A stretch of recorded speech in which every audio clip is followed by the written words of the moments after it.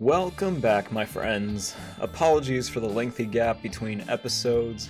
Ran into a couple intensely stressful situations recently that kept me away from editing. On a related note, I want to make more of these videos and series for you all. I've even considered doing a storytelling approach to Total War or Battle Brothers videos.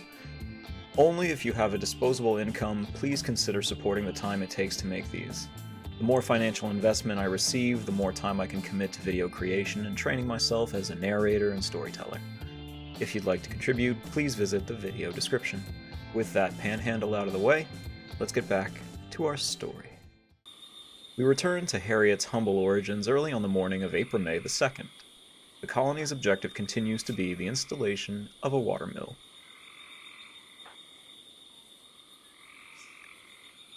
By 0500 hours, everyone is awake and heading to their designated tasks. As Teddy retrieves an alpaca carcass and Harriet chops wood, Huckleberry hauls in fresh supplies and Wheel polishes the interior.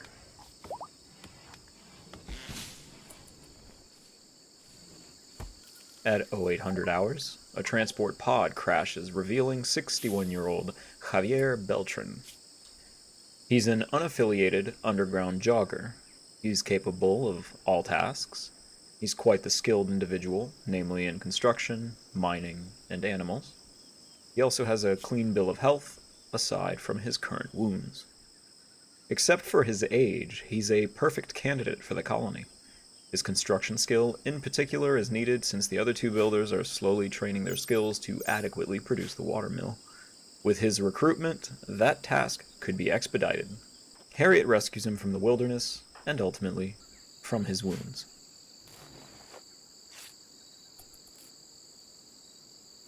Moments later, as Wheel breaks Costa's resistance to recruitment, some new graves are dug for the decaying corpse in the defensive corridor. Before anyone can celebrate this breakthrough, the kinship of Krika launches another assault. Armed with nothing but bows, they attack from the north and south.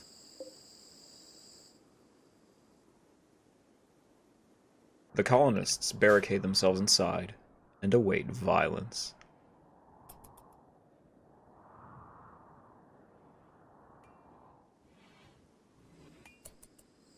The southern attackers ignore the corridor and go straight for the door to the base. Subsequently, the defenders line themselves up to open fire upon the breach.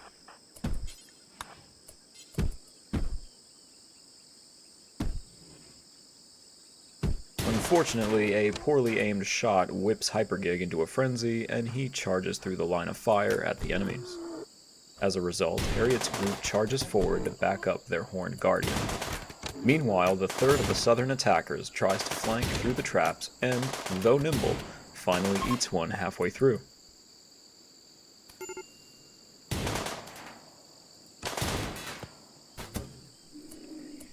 The danger is thwarted, and everyone gets to work restabilizing the base.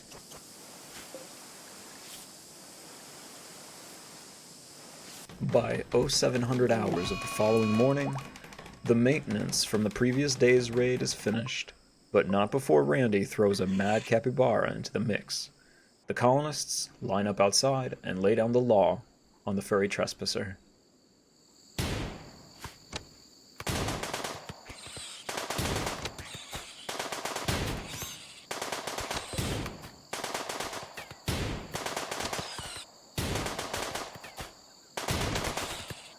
After much difficulty and miraculous survival of repeated violence, Costa finally joins Harriet's cause. In honor of another financial supporter, Costa's rename will go to Lions. After some furniture moving, a fifth room is set for construction as a bulk goods trader approaches Harriet's sanctuary. Meanwhile, half in between, a local panther predates on yet another alpaca. Scavenging is once again on the to-do list for Teddy.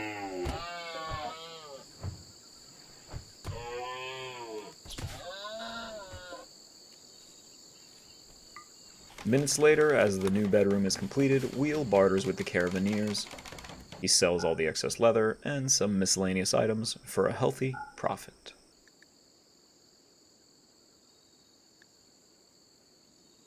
With so much wood used on the new residence, the stockpile has run low, thus prompting another lumber harvest.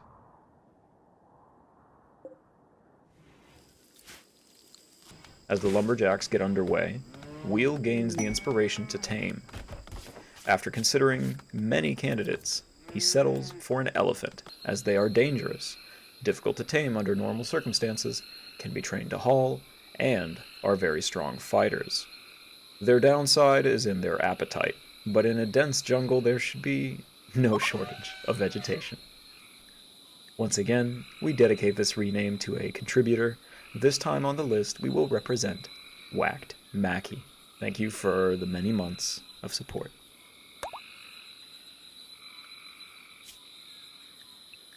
On April May the 4th at 0900 hours, the colonists are converting the previous potato crops to corn, since corn has a higher sensitivity to fertile soil. During this project, Huckleberry is tailoring a new set of clothes for the colony's new additions.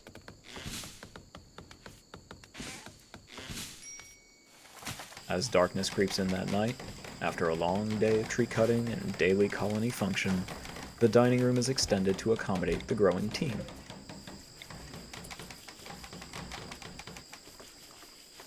At long last, on the morning of April May the 5th, construction on the watermill can begin as Huckleberry clears out a site for the generator.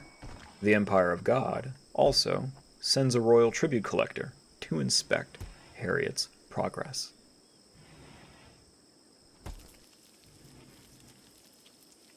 As progress is made on the electrical breakthrough, another breakthrough occurs as Beltran endeavors to break through Wheel. He succeeds in rushing the door and grabbing a weapon off the ground in the main room. Unfortunately for him, he is less successful in its use, as he is blindsided by an arrow from Teddy and then executed by Wheel's machine pistol. His health tab is sadly no longer a clean slate. This would have been a tragedy, but the recruitment of lions provided Harriet with an adequate builder. Had lions not been an option, the appropriate skill level was not far behind, and so Beltran will join his many new friends beneath the surface of the earth.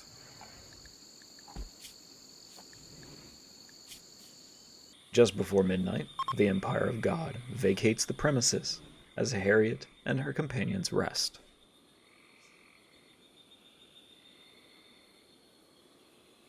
For lunch of April May the 6th, the colony will be having steak, as one of the local panthers traded its life for that of a capybara's.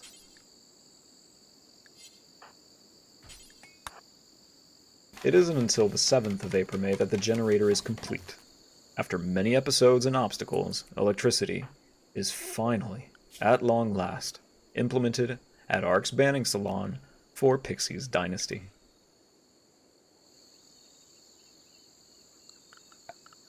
And just in time for a heat wave. Fortunately, the colonists are already outfitted for a tropical environment. The food supplies, on the other hand, are not equipped with dusters and cowboy hats. In response to this, the first wiring is installed towards the kitchen, and an air conditioning unit is implemented to freeze the perishables. Huckleberry is so elated by the prospects of modernity that he throws a party to celebrate this achievement. The revelers have some colorful discussions during the festivities.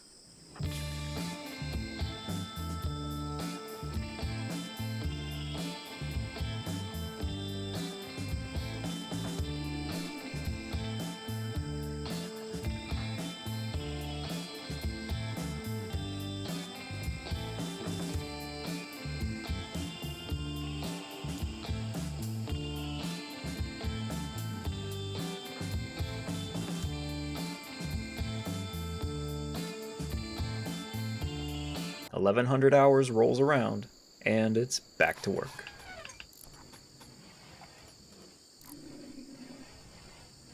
Seconds later, Randy reminds everyone of his presence by crashing spaceship chunks just meters away from the base. Shortly thereafter, the freezer is functionally complete. Some efficiencies must be honed, such as doubling the wall layer and, possibly, adding a second cooler. For now, however, this will be a great help to preserving provisions. A few hours later, yet another panther has ended a capybara's life, and so the freezer will soon be filled with more sustenance.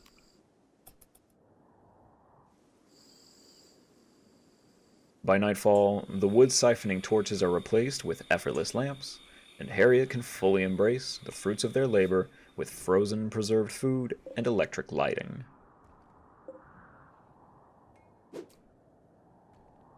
With the addition of a new cotton field between the southernmost corn crops, this chapter in Harriet's story comes to its close. I hope you enjoyed this episode, and, again, show me you want more if that's the case. Even if you cannot contribute your hard-earned money, your view, a subscription, or a like goes a long way to building the channel. Hopefully we can build this faster than it took Harriet to build the watermill, yeah? As always, I would like to wish you well. Thank you for your attention. I hope you are safe, healthy, and fulfilled. I will see you on the next one. At 0800 hours, a transport pod crashes, revealing 61-year-old Javier Beltran.